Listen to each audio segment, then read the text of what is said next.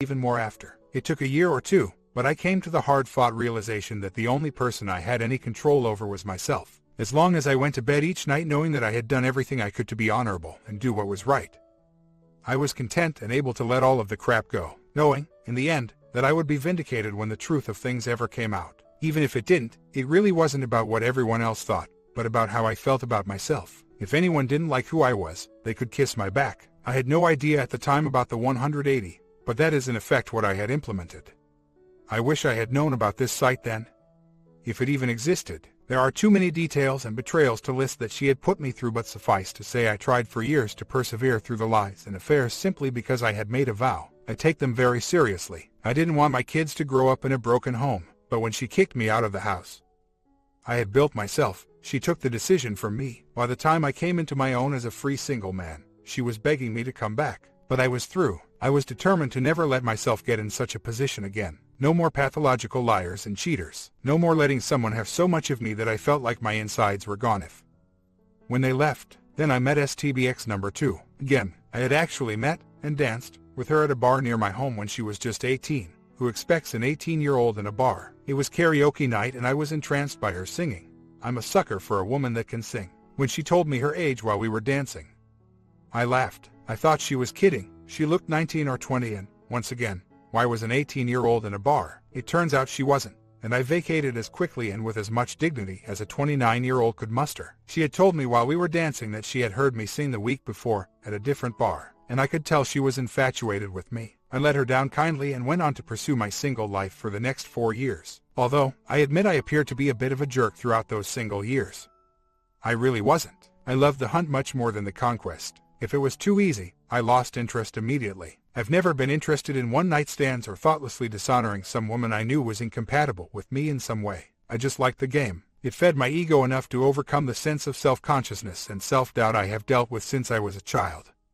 A different story, and, even better, I was safe from being hurt again. I thought I was happy. I played guitar in a rock band. I had more than my share of attention from beautiful women. I made plenty of money. I could go out and do whatever I wanted. I thought I would stay that way forever. I did run into the STBX number 2 a few more times over those years, and when she turned 18, we became pretty good friends. Strictly platonic friends. I wasn't interested in romance from someone that much younger than I was. I'd had more than enough immaturity in my marriage. For her part, I was someone safe she could talk to about anything and who would intimidate any unwanted boyfriends or suitors whenever she needed me to. I didn't mind. I've done the same thing for complete strangers, getting unwanted advances from drunks in a bar. I admit to having white knight syndrome pretty badly. It comes from reading too much, I reckon, and holding honor as something sacrosanct and inviolate. No one can take it from you, but once you give it away you can never truly get it back. The problem is I expect everyone else to have the same view, and I tend to get irate when they don't.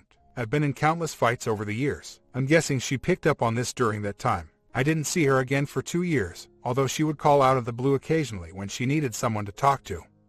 Like when she miscarried her baby while with her then fiancé. I always made an effort to make her laugh and smile and feel better about herself. I ran into her again one night, coincidentally at the place I had met her and danced the first time. She was just about to turn 21 and, when she saw me, she threw herself into my arms. Much to the dismay of the obsessive drunk that had been hitting on her all night, I ended up taking him outside for a chat, and then came back in and talked to her and shot pool for hours before giving her a ride back to her place. Before I even made it home my cell was ringing and we ended up talking all night. She was saying everything I had longed to hear from a woman but had believed was no longer to be found. Honor, commitment, treat others as you would be treated, never giving up. Never selling out, growing old together, being one of those couples you see still smiling and holding hands after 50 years of marriage. Fate that I had happened into that particular place on that night. I admit it, I was lost at that point. We dated for a year and then got married. I thought everything was great, at first, but then around a year into the marriage, I caught her in an EA with an ex-boyfriend of hers and another one with some dork she had never actually seen while playing an MMO.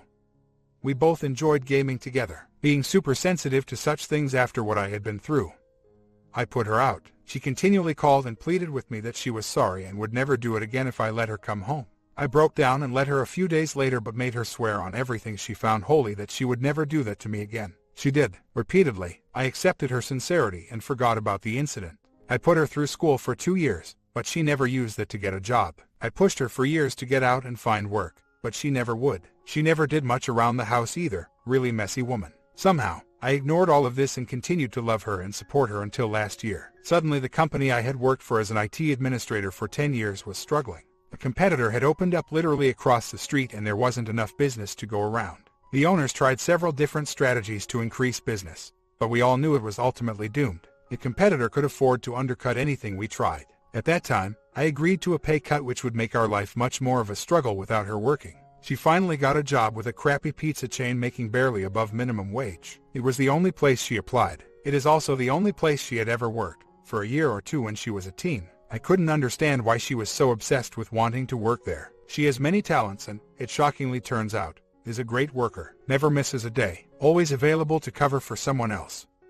Etc. This got us by until my employers went out of business in April of this year. Even then, with her salary and my unemployment, we were staying above water fairly easily. We even managed a short vacation at the end of this summer. Throughout everything, we have always been best friends, always doing everything together, laughing, and generally just happy. I guess something changed in the last month or two. She got a call the day before we were to come back from vacation that a family member had died. Her work kept her from going to the funeral, since she had just taken off for our vacation. She was upset that she didn't cry about it. I tried to comfort her as best I could but was really at a loss as to what to do or say. Eventually she seemed to put it behind her and everything returned to how we were, struggling a little financially, but generally happy and laughing like we always did. I was saving and studying for my certifications to increase my chances of landing another good job. I never needed them before. I was doing the work and my employers didn't require a piece of paper to tell them I knew what I knew. And she was steadily getting promoted at her work. I made every effort to stay upbeat, do all the house chores, cook for her, and anything else I could think of to make myself useful around the house while searching for work. I had no idea that she was going to get up on November 6th and tell me she was leaving me. When I asked why, she gave me the "it's not you, it's me" speech as well as the "I don't love you anymore" and the "I just feel trapped" ones. She claimed that, since her family member had died, she just doesn't feel anything for anyone other than anger. I immediately suspected she was in another with someone from her work. Most of the employees there are even younger than she is, and she did have a bad habit of coming home and gushing about various males that she worked with. I put up with as much of that as I could before telling her that no man wants to hear their significant other going on and on about another man. She swore repeatedly that she is not having an affair, but that she wants a divorce. She claims she tried, but just couldn't stay in our marriage. I told her that going to bed and waking up each morning expecting something different without actually doing anything different, or telling anyone, is more the definition of insanity than it is trying. But she remained adamant that she was leaving to stay with one of her new girlfriends from work and was unwilling to even consider working on our 9-year next month marriage. Despite my hard-won lessons from my first marriage, I was destroyed. I couldn't understand how someone who just a couple of months before had posted to all of her family and friends how much she loved me, because I could make her laugh even when she didn't want to, could just go against everything she had ever professed to believe in and leave the one person who had loved and supported her for so many years. I got angry, I got scared, I laid my heart out to her in great detail hoping she would reconsider, only to have her act totally indifferent to the pain she had caused. She is still acting that way. She says she still cares about me but doesn't want to be married anymore. She wants to go back to just being friends like we were. To my eternal shame, I actually considered it. She has been my best friend for so long that her absence is a hole I cannot fill. I even wrote to my mother-in-law when I didn't hear from my STBX for a couple of days after she left, and I was sick with worry. I didn't know if she was okay or not. I asked my MAL if her daughter was okay, and I ended telling her I thought she was having an affair. She claims that she is not, that she just got married so young that she needs some time to figure herself out and that this was normal. I should just give her some space. But whatever, the mother-in-law is the last person on the planet anyone should get relationship advice from. Several failed marriages, kids with different ones, and wasn't considered a fit custodian for any of them. I find I am unable to do that, despite what she says. When I looked up the top 10 excuses that cheaters use, I found that she used 4 of them on me. I don't see anything normal about destroying every bit of honor you have along with a large chunk of your soul. I pointed out to her that I had been to that particular rodeo before, and I was fully aware what those brown steaming piles were. Any stupid in love feeling she was experiencing right now with some other man was doomed to die an agonizing death in a month or 3. And then she'd realize that the grass over there didn't look near as good as she thought. I've seen it several times before. She admitted that she might be making a mistake but was willing to live with the consequences. She also insisted, once again, that she was not having an affair and was not in love with anyone else. She went on to say she wasn't interested in anyone, period. She just didn't feel anything for anyone anymore. My problem with that is, why didn't she tell me, or anyone else, about this and try to get help? Why destroy a 10-year relationship over something that obviously needs to be fixed somehow, even if it is not for me? What have I ever done to her to deserve this? I'm trying to go NC, but it is very hard. I just don't understand. She wants an uncontested divorce and doesn't want anything from me. She's even offered to pay me a small amount of alimony over the next 3 years, since I discovered, the day after she left, that the government will actually pay for me to go back to school.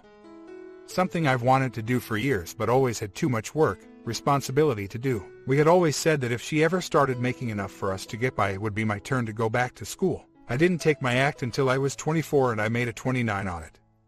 I could probably go to any school I wanted, but I always found it impossible to work the 60 to 80 hours I normally worked, raise 3 kids, and go to school at the same time. Now that my kids are grown and she has left, I find that for the first time in 20-something years I am only responsible for myself. No one else. If she hadn't left, I'd probably never have found out about the program. I told her, if she could do that, it would at least salve my pride a bit, so that I wouldn't feel like I was just used as a paycheck for 8+ years. But it still hurts that she could discard me so easily. I have the papers drawn up, but I haven't filed yet. I know I can't keep her here if she doesn't want to be here. But I find my confidence is shot and I still miss the woman she used to be. It will be 2 weeks tomorrow and I seem to be on the full roller coaster of the stages of grief. My resolve of NC wavers and fails occasionally. Yesterday I took a test for that Gov program and scored higher than the ladies there had ever seen. I missed one answer. I screwed up and texted her the results only to get a single congrats back. I knew, thanks to watching some videos, I shouldn't have done anything but act like I was happy to be single again, but the truth is I am not. Today I had to text her that she needs to get a PO box, since she won't give me the address where she is staying, so that I can put an address on the D papers. She responded cordially that she would either today or sometime this week. If she had left it at that I would have been fine and just not responded, but she didn't leave it at that. She added, having a rough week, and I hit the ceiling. She's having a rough week. What the hell? I unloaded about how this is what she wanted, and how I couldn't believe she was trying to justify her actions to others when there is no excuse for what she has done. I kept unloading from there. All I kept getting was, I don't want to argue with you about this. She does the 180 way better than I do apparently. It's easy when you really don't care, I reckon. I really need to get back there quickly. I can't stand this pain and rejection. Also, in the interest of full disclosure, her justification for those EAs after the first year were because I was angry all the time. I pointed out I was grouchy frequently due to a medical condition that only got correctly diagnosed last year. I only got angry when I found out about the E's, neither of which is justification for cheating, since I don't think there is any. Other than that, our life was pretty happy. I think she's just trying to find bad points with me or our marriage to justify her current action, and is having trouble doing so. I did treat her very well. I just don't understand how anyone can do this to someone that loves them. I thought I was over most of the sadness, but was reminded this morning that I am not. Our dog, who really loved her, a little more than he does me to be honest, must have forgotten that she was gone when he didn't follow me into the living room when I woke this morning. I went back to look for him. He was up on the bed with his head on his paws staring forlornly at the place she used to sleep. I broke down a bit. For years, when I would get up to go to work, he would take my spot in the bed and lay down next to her until she woke up a few hours later. He looked so sad. He hasn't done that since the first morning she was gone. Well, I've spent the last couple of hours cleaning the kitchen, and my emotions have changed from sadness to what the hell was I thinking. I found at least a year's worth of garbage that she just left lying here and there. Good Lord, the trash can was right there. Throw your crap away. It's going to take me weeks to clean this house completely, and I don't understand how someone can just stew in their own filth, or how I managed to not ignore it for so long. I guess love really is blind to the other's faults. I'm guessing that should have been a sign that she just plain old didn't care about me, us, or, ultimately, herself, and really hasn't from the beginning. I've taken pics, just in case, but I feel so stupid sometimes forever believing she really loved me. I know she doesn't know that real love, mature love, requires work to keep going. You're not going to feel it every minute of every day, but you know deep inside that you are much better with that person than you are without. I got her heavily into reading over the years, and I suspect that she is hung up on romantic love as being the only type. We've all had that at one time or another. Most folks realize that it is a simple chemical reaction in the brain that doesn't last very long and means, ultimately, absolutely nothing. The emotional affair I am sure of were years ago. I have no idea what she is doing now, but everything points to an affair. Even though she strenuously denies it, she is completely unfazed by leaving a 10+ year relationship. That alone points towards an affair. The only reason someone wouldn't mourn a, really good for the most part, relationship like that is if they are in the throes of the happy phase of an affair or have suddenly become a sociopath. Even people in bad relationships generally mourn the loss of what could have been. Either way, the result is the same. I have to either assume she is in an affair and lying about it, or that I might be in danger of getting in my sleep one night by a sociopath, or being completely happy with leaving and not even trying to make things work. She tells me it was nothing I did, but that just makes it worse for me. If it was nothing I did, how can I ever hope to not have this happen to me again someday? An affair is the only conclusion that anybody I have talked to has come to. Her having to go back 7-8 years, when talking to me the other day, to come up with a bad time in our relationship and try to shift the blame to me for her cheating back then just cemented in my mind that she is lying to me, her family, and our friends. She is just trying to justify an action that cannot be justified. She doesn't want the stigma of people thinking she is a bad person. Either that, or she was just using me all along to take care of her, instead of us being the team I thought we were. I admit, I was hoping someone on here would tell me, but I'm not going to hold my breath. Whatever it is, it hurts like all get out and has left me floundering, far from the man I used to be. The problem is, even though I have been through this before, my mind knows exactly what to do and how I should feel.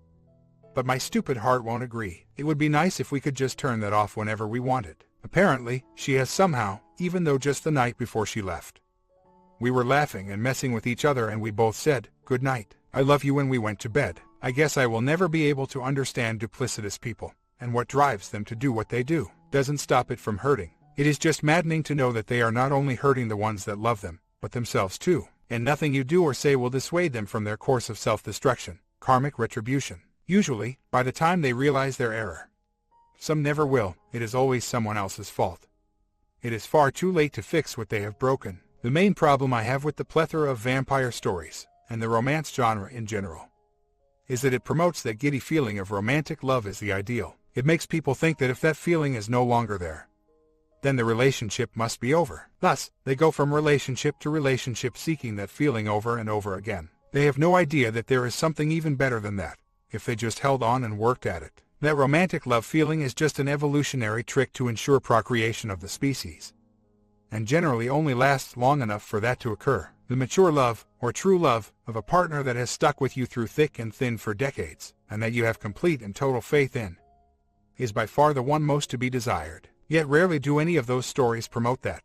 It is nowhere near as exciting. Well, I went out last night for a couple of drinks in an attempt to shoot pool. It is too hard staying in the house at night sometimes. I had eye surgery a few years ago that did not go well, and I ended up not only mostly blind in that eye, but it now no longer tracks with my good eye unless I consciously force it. I usually wear an eye patch, but I am really self-conscious about that as well. It was the first time I have played pool since I lost my depth perception. I was pretty awful compared to how good I used to be. Once upon a time, I could probably have made a living playing. Not anymore. I did win when I played against someone else, after playing 3-4 games by myself just to get the hang of playing with one eye. I just got lucky beating him, so I let him keep the table. I did play enough to know I can get good again, just going to take some adjustment and learning how to play again. On the way out, 2 women told me the eye patch was nice and told me to come back again. I just showed them the dimples and said, "Thanks." I was still grinning a bit walking out the door, even though I wasn't interested in anyone there. That did make me feel a bit better. I'm still vacillating through emotions, but I'm determined to get back to where I was. Still working out every day and doing whatever I can to stay busy. I should be studying for my exam, but I keep reading the same paragraph over and over and still couldn't tell you what it says. I'm going to try and buckle down this weekend and get the studying done. I don't have much left to do anyway. I don't like being down on myself and so self-conscious. I know I shouldn't. It isn't productive, yet I still do it off and on. It is hard not to. Weeks later, I'm doing better. I've come to the realization that it was nothing I did that caused this and that if she doesn't want me, that is her problem. I know who and what I am, and I am happy with that. I've run across quite a few others in the last few days that seem to be tickled with who I am too. My sense of honor won't allow me to do anything about that until the gavel hits the wood, but it is nice to know I shouldn't have been so down on myself. It is just hard when you get the "I'm not in love with you anymore" speech. Makes you question yourself and wonder if something is wrong with you, especially when it comes out of the blue. I've been polite and honorable with the STBXW since she came by yesterday.